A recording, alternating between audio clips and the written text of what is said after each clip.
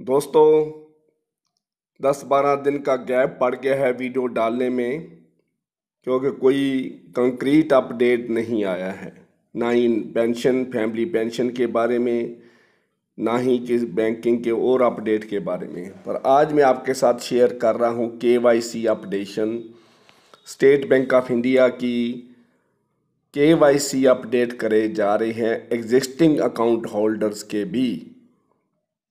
जो पुराने अकाउंट चल रहे हैं उनको दोबारा बैंक ने KYC उनसे मांगे हैं और 31 मई 2021 तक आपने ये सारे अपडेट करने हैं। ये ट्विटर हैंडल पर SBI ने डाल दिया है। मैं ट्विटर हैंडल पर जो मैसेज है वो आपको दिखा रहा हूँ।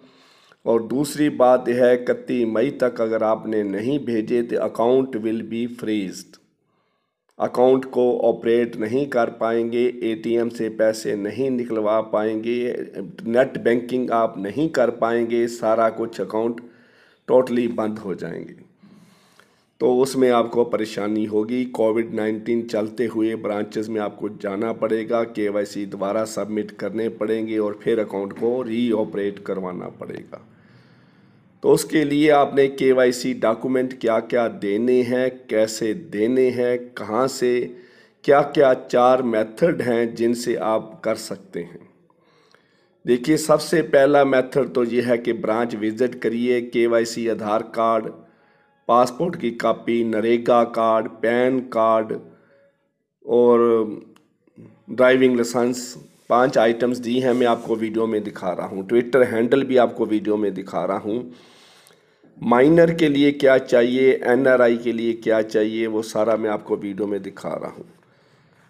माइनर के लिए क्या होता है कि 10 साल से जो नीचे माइनर है वो खुद ऑपरेट नहीं कर सकता। दूसरा, अडल्ट जो है अंडर गार्डियनशिप उसका अकाउंट ऑपरेट किया जाता है, तो उसके आधार कार्ड, उसका KYC भेजने हैं आपने। तीसरा है जो NRI हैं वो फॉरेन ऑफिस से रजिस्टर्ड अटेस्ट करवा के वो अपने डॉक्यूमेंट्स भेज सकते हैं। उसके अलावा 2 मेथड और भी हैं, मैं आपको वीडियो में दिखा रहा हूँ। तीसरी बात यह है कि भेजना कैसे है। देखिए, सबसे पहला काम है ब्रांच विजिट करके KYC ले जाके अपने साइन फोटोकॉपी के ऊपर करके आप दे सकते हैं। वो कंप्यूटर में उसको अपडेट कर देंगे 31 मई से पहले, तो आपका अकाउंट बंद नहीं होगा। दूसरा तरीका है KYC भेजने का, वो है बाय रजिस्टर्ड पोस्ट। आप बैंक ब्रांच को एड्रेस पर ऊपर बाय पोस्ट भेज दीजिए। और तीसरा तरीका है ईमेल का। आपने कोविड-19 के चलते आप पोस्ट ऑफिस भी जाना नहीं चाहते, ब्रांच भी जाना नहीं चाहते, जाना ठीक भी नहीं है, तो इसलिए आपको ईमेल की फैसिलिटी दी गई है। आप ईमेल करके उनके जो साथ जो डॉक्यूमेंट अटैच करने हैं वो अटैच करके उनको भेज दीजिए, उनकी एक्नॉलेजमेंट आपको आ जाएगी। अब सवाल ये रहा कि ईमेल कैसे करी जाए, ईमेल का एड्रेस कहाँ से पता करा जाए, वो भी मैं आपको तरीका बता देता हूँ। हर एक पासबुक के ऊपर बैंक का ईमेल ID, IFSC कोड, सारा कुछ दिया हुआ है। ठीक है जी। तो ईमेल एड्रेस बहुत आसान है। उनका ईमेल एड्रेस कोई कस्टमाइज्ड मन मर्जी का नहीं रखा हुआ, उन्होंने कोई सिस्टम बनाया हुआ है स्टेट बैंक ने। मान लीजिए आप पटियाला ब्रांच में जाते हो, तो पटियाला ब्रांच का जो code, Tripuri town Patiala branch का कोड है 11586 11586। तो उसमें क्या है कि ईमेल एड्रेस उसका क्या बनेगा, sbi.11586@sbi.co.in। इसी तरह मान लीजिए किसी और ब्रांच का आपको चाहिए, दिल्ली ब्रांच का, चंडीगढ़ ब्रांच का चाहिए, 0628 कोड है, तो sbi.0628@sbi.co.in। आप IFSC कोड से भी देख सकते हैं, उसकी पहले 2 जीरो हटा दो तो बाकी सारा कुछ वही का वही ईमेल एड्रेस, वहाँ ब्रांच कोड है वहीं बन जाता है। और ब्रांच का फ़ोन नंबर भी वहाँ दिया होता है मोबाइल पासबुक के ऊपर, तो वहीं से आप ले सकते हो। चेक बुक के ऊपर भी IFSC कोड लिखा होता है, ब्रांच कोड लिखा होता है, वहाँ से भी आप ले सकते हो। और चौथा मेथड जो है वो है केवाईसी योनो ऐप के ऊपर अपडेट करना। नेट बैंकिंग के थ्रू भी आप केवाईसी अपडेट कर सकते हो। तो चारों मेथड मैंने आपको बता दिए हैं। बाकी सीनियर सिटीज़न के लिए कुछ सिटीज़ में डोर स्टेप सर्विस शुरू करी गई है।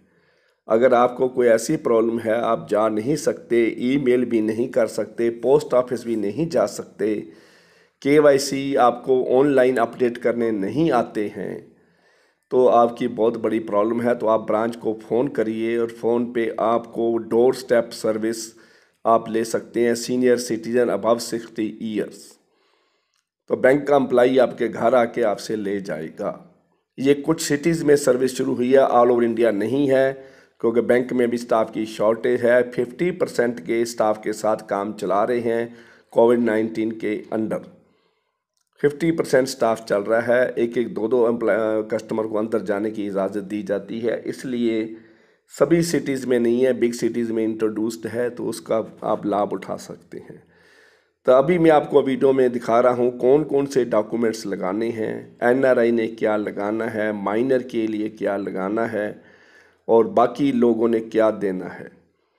तो ये केवाईसी 31 डे तक अपडेट करने हैं। बाकी इसकी डेट एक्सटेंड होने का चांस है, क्योंकि बैंकों का कोई दीन ईमान नहीं है, कोई इनका धर्म ही नहीं है, कोई इनकी डेट फिक्स नहीं है।